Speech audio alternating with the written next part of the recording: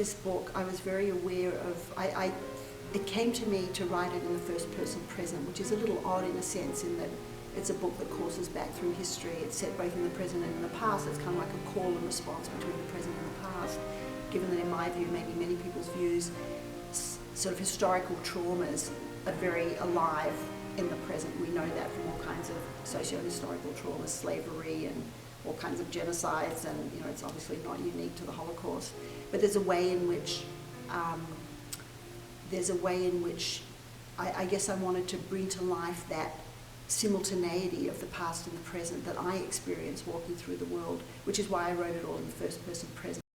I find that my wishes come true. My mother, smiling a rare smile, is cutting the cake, and now all eyes are on her. Happy birthday, Christian!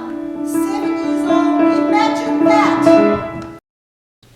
So, what do I hope the audience takes from this presentation or this show is, I guess, just experiencing that coming together, and because I think a lot of people can relate to the ways in which history casts its shadow over the present, and maybe just to contemplate that and to maybe think about how that's operating still today in so many parts of the world, and maybe in their own lives. And I'll just end with one little anecdote, is that a reader once came up to me after a talk and said that she had grown up in Ireland and her father had been a member of the IRA, and she'd never met any Jewish people until she'd come to this country, as it happens.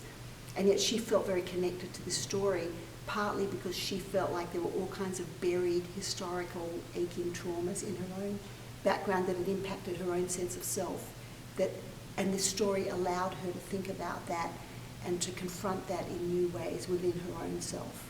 So that would be the hope, is to just sort of raise that kind of experience and perhaps questioning consciousness.